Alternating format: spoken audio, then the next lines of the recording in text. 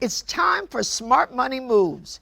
Today we will discuss if money is your tool or your master. Together we will explore how your beliefs about money can affect how much money you have. That's coming up right now on Smart Money Moves.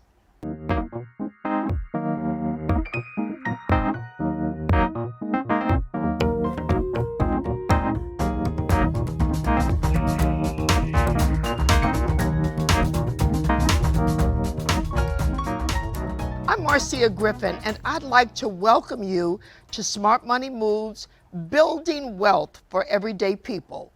Studies show what you believe about money has a big impact on your life, emotionally and certainly financially. It is said your thoughts about money will determine your actions. So, how can we cultivate a positive money mindset so you can control money instead of having money control you? Here with some great ideas are Lisa Peterson, money coach and author of The Mindful Millionaire, and Deb Montgomery Esposito, creative media and story coach and host of the podcast Real Talk with Deb and Nia. I'd like to welcome you both to Smart Money Moves. Happy to be here. Thank you so much for having us. Oh, it is a pleasure. And Lisa, I'm going to start with you. And hopefully I can use money as a tool and not something that's going to hurt me. So tell me about the beliefs about money and what you found in your research. Yeah, I've been studying this and helping people with their money for over 30 years. And in the process of being a financial advisor, a mortgage banker, and also working in an insurance business, I started noticing that some people were really clear with money. They didn't have a lot of trouble. They didn't struggle with the decisions they were making. And then a lot of people, similar to myself, really struggled with it. And that opened up this, as I say, can of worms, where I found that the deeper we need to dig to understand how we think about money and get to the root of it affects not only how we save and spend money, but also how we live our lives. That is so interesting. So tell me just for a minute here, and we're certainly going to get to Deb, what is the difference between an abundance versus a scarcity mindset, and which one of these do most people have? So most people have scarcity mindsets. We live in a world where we've really been modeled scarcity in many different ways, but we'll start by just the thought. The idea of scarcity is in any given moment, we're thinking there isn't enough of something. There's actually been a lot of research done out of Harvard and Princeton where two research professors wrote a book about it. And what they found was when we are in that way of thinking that there's not enough of something, we do a lot of things. Number one, we have a loss in IQ of a few points. So it goes from like, it's crazy. It's like losing a full night's sleep just by thinking there's not enough, there's not enough. Another thing that happens is we get tunnel vision. And instead of seeing lots of different possibilities of how to get out of a situation that is presenting itself, we only see a few possibilities. And typically those are the ones that we don't want to take. So that's scarcity live in action. We make not good decisions when we're operating from scarcity. And what, I hope to inspire people to question and ask themselves, am I operating from a scarcity mindset? Or like you said, an abundant mindset would be there is enough. It's going to be okay. That we have the ability to calm our nervous system, to sit with decisions before we make them, quickly in the heat of the moment when we might have been, losing a couple points in IQ, for example. But tell me, honestly, but when you really don't have enough, when you really don't have enough, when you don't have enough money to pay your bills and move things forward in life, what do you do to sort of go from that scarcity mindset, which might be real, or maybe it's not as real as you think it is, to having more of an abundant mindset? Yeah, the reason the book is called The Mindful Millionaire is because I realized that if we did not have some tools in our own lives to calm down, to slow down, to become more mindful of what's happening and our reactions versus the responses that we want to create. Whether we have money or not, we can still get caught up in scarcity mindset. So it is true, it's going to be harder to do this when we don't have, it's true, like we don't have enough. The problem is that we get in cycles where we actually keep making it worse when we're not being able to step back from the problem and say, okay, wait a minute, I have to find a new way of doing this. Does that make sense? So look, so this is just another question. Are there affirmations or words or, that we should use to imbue this kind of millionaire's mindset, as you said? How do we get to that point? What should we do? Well, the first thing that comes to mind is this is where something like faith will help us. So if we are someone who has a strong faith, that, we already know that when we pray, when we contemplate, when we try to get ourselves out of that small reactive thinking, and prayer does that quite quickly for us, that changes the way that we're thinking in the moment and allows us to move forward. Another thing that can happen for us immediately is to take nice, big, calming breaths, to realize that if I could just catch my breath, if I could just slow down, and the breath is the best way to become more mindful quickly about a situation, that will also help us. But there's lots of little tools that can help us do this. Well, no question. Calm down, take a deep breath. That should help. Let me just get to Deb, if I could. So Deb, look, it is such a pleasure to have you. How did you go from where you were several years ago to where you are today? And why did you feel you needed a money coach? That's an excellent question. Actually, I really wasn't thinking that it was a money coach. I was looking for a business coach, and I was fortunate enough to find Lisa, and we worked together since about 3 years ago.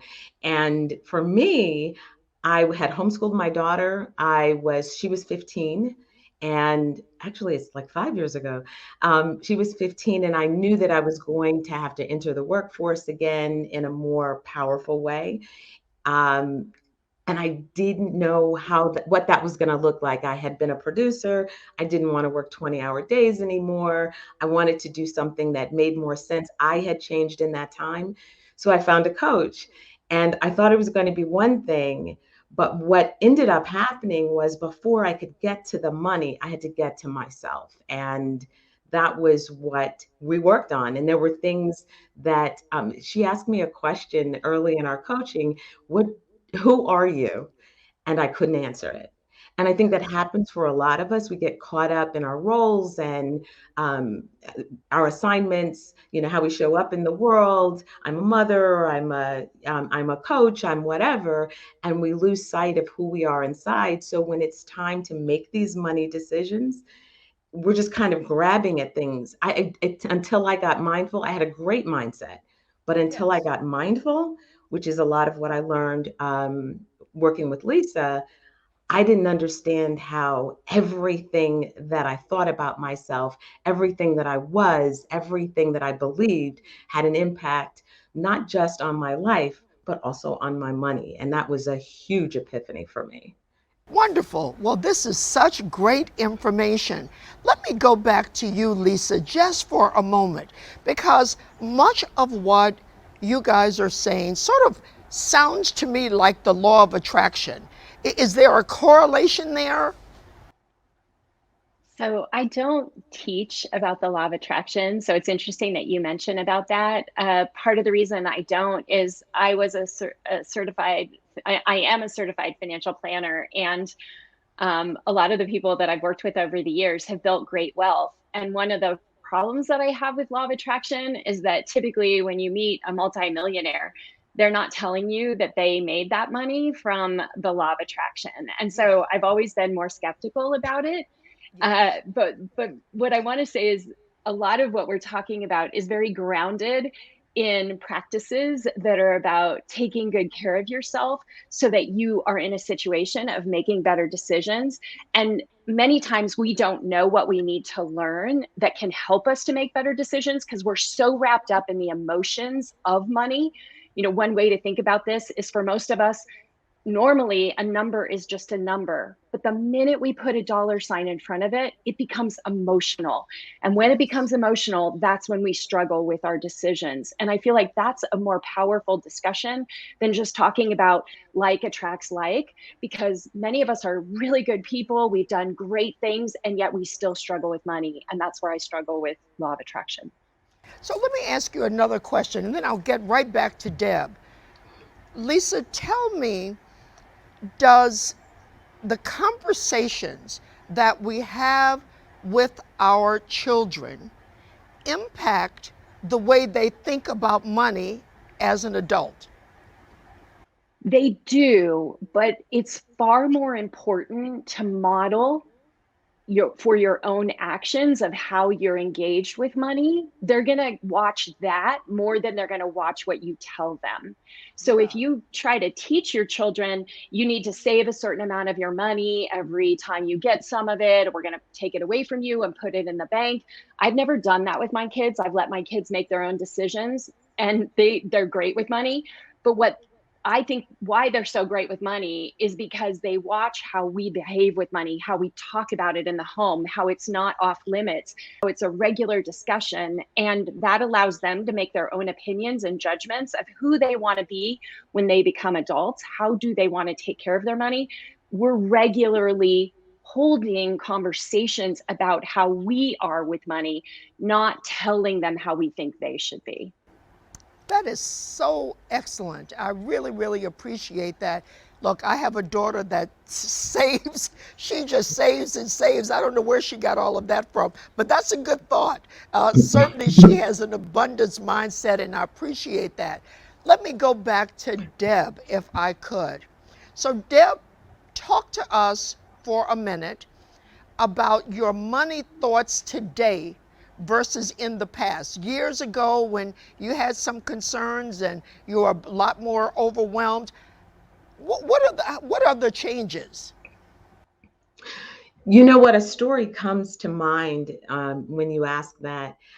As I was doing my work on money and on myself at the same time, a memory came up for me. I had a friend over. I was about 5. I had a friend over. I adored her, and I wanted to give her something. So I went into my dad's drawer.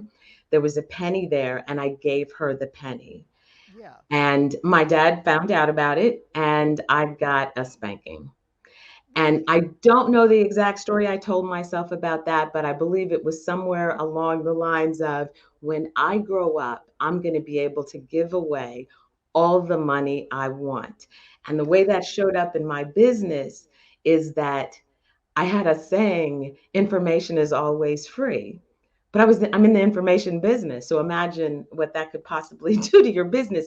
I gave away more than I should. And I had to get to a place where I understood that by my charging, I was also doing the person on the other side a favor, because then they understand that there is value in the contribution that you're putting out into the world, and it can be quantified. So as they give to me, they are now free to receive from others for what it is they do.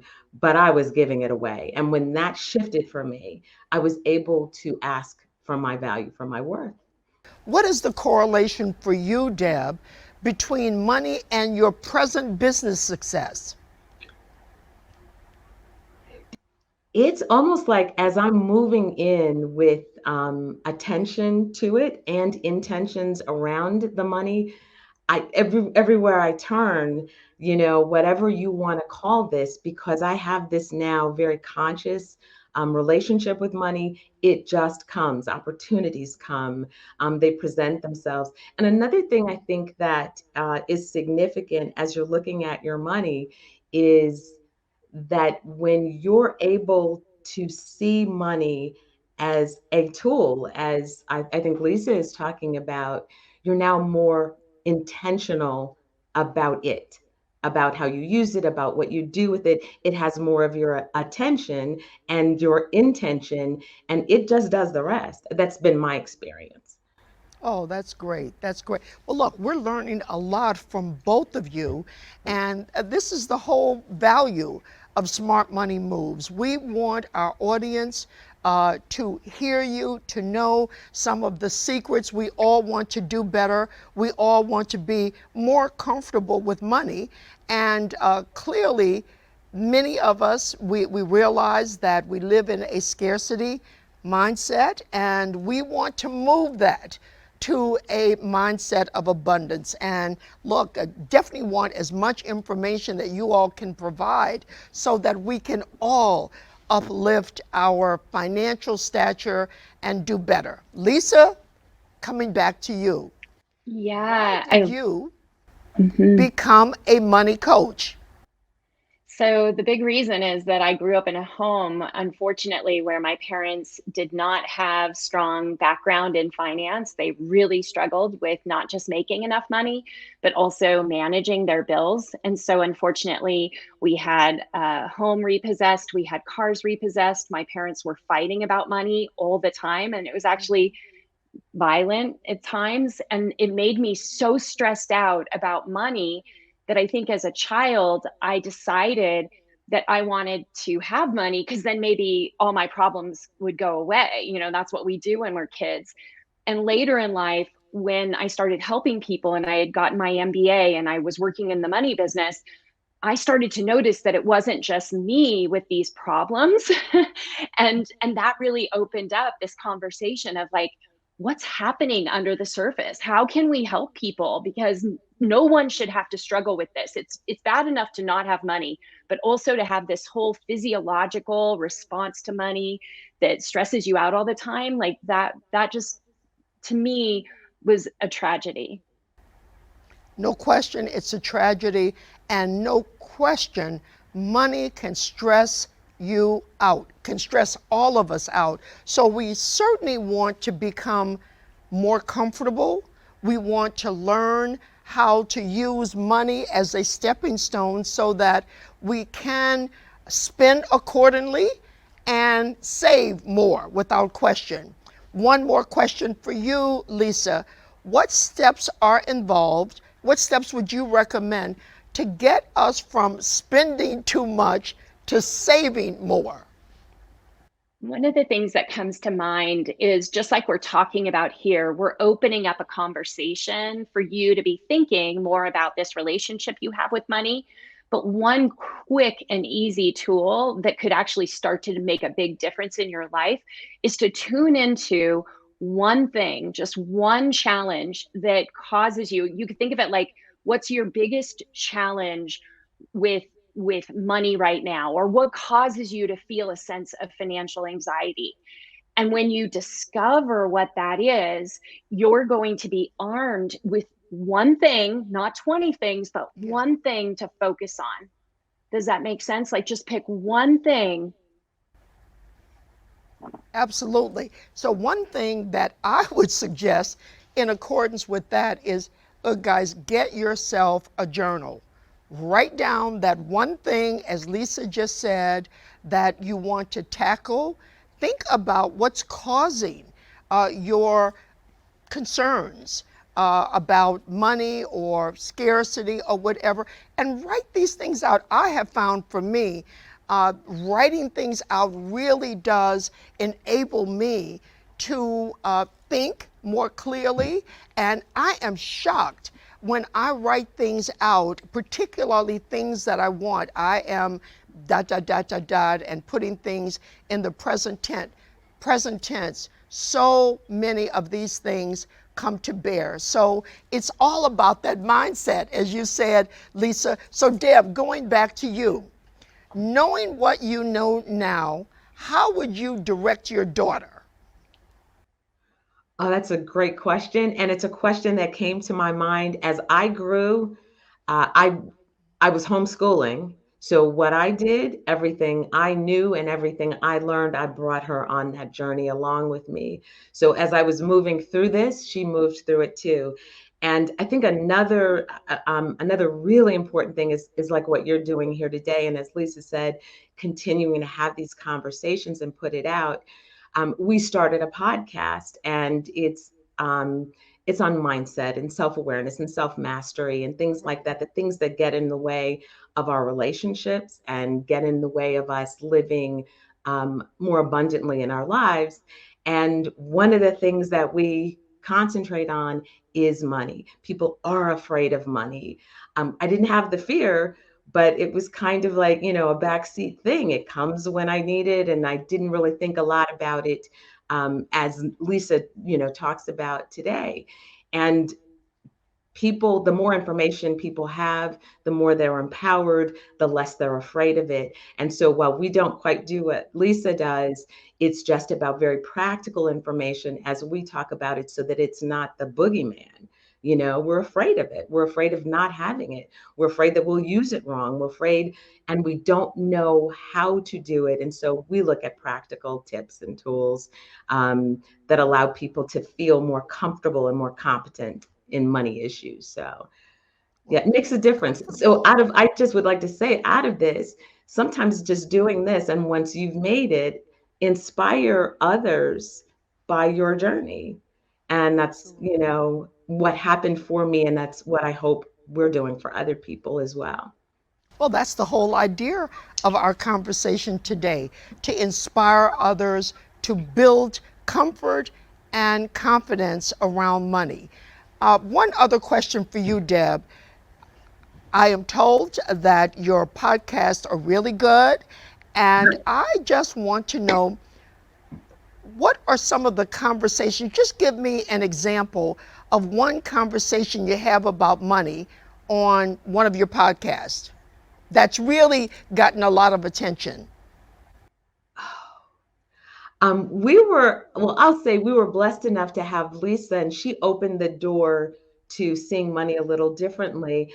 From the practical side, one of the most powerful ones was women in investing. Women are incredible investors when we invest, but we don't make the same amount of money that men do throughout your lives. We live longer. And so when we're able to multiply what we do make, we tend to do better. So that show got a lot of traction. People looked at it and said, well, maybe I can understand this. And it was kind of masculinizing, hopefully that's the word, money, money That's good. for women. Yeah. Absolutely, absolutely. One last thing, we're coming to a close here. Lisa, I just want to ask you, I read your book, The Mindful Millionaire. Excellent. Why did you decide to write that? Well, like we've been talking about, the goal was to help people realize that if they could dig deeper into what was happening for them, what did their backstory look like when they were growing up? How was money treated in the home?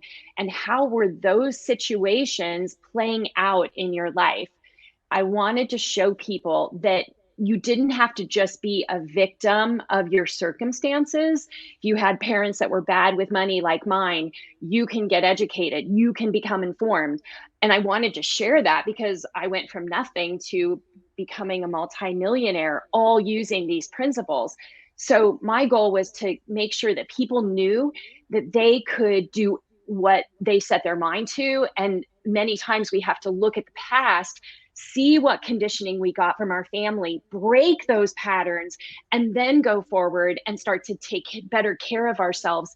And it's not our fault. Like, it's not because we did something wrong. It's because we learned things that aren't helping us, but we can change that. And that's what the book was all about. Absolutely. So, look, in closing, let me ask you, Deb, first. What are two things you want our audience to remember about money? And, Deb, I'd love for you to answer the same thing. This has been a wonderful conversation, and hopefully, our audience, our viewers, really have gotten a lot of really good information that we can use. Deb, two things to remember. Uh, it doesn't matter where you've been or what your circumstances are. I think you change your mindset, you become more mindful, you can change your money story. And the second one is it is never too late. I think sometimes we get caught up in, I didn't do it before, so I missed that bus. I think you can start late and finish off a lot better than if you never start at all. So just kind of dive in. Absolutely. Time will heal all wounds, and we're moving forward. Okay, Lisa, 2 things you'd like for everyone to remember. So, for many of us, our relationship with money, whether we have it or we don't, ultimately comes back to how we feel about ourselves. And I want to share with everyone that the more you focus on the belief that you are enough, that will help you to understand that you can give yourself permission to change your situation, but it starts with you. And at first, it might feel like it's not real. You're just telling yourself that, but ultimately, it's like, bring yourself back to, I am enough and I can do this. And second would be, don't let resistance keep you stuck in place. Try something, do whatever you can to take one tiny step. Pick one thing, seal it with success, and then take on another. But don't resist the opportunity to change if you want something different for yourself. Oh, I love everything that both of you have said, and I want to thank my guests for the discussion today, and especially for our audience for joining me. For more information on this program or any other program produced by WHUT, go to WHUT.org. See you next time on Smart Money Moves. Remember, together we can and will make a difference. Thank you.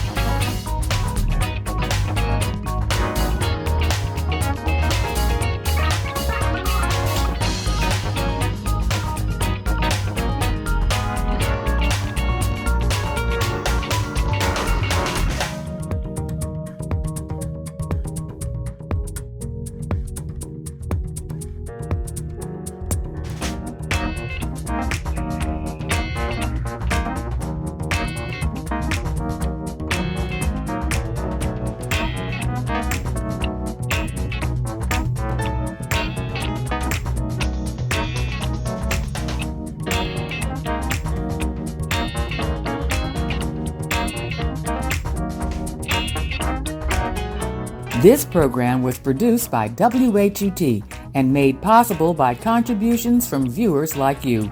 For more information on this program or any other program, please visit our website at WHUT.org. Thank you.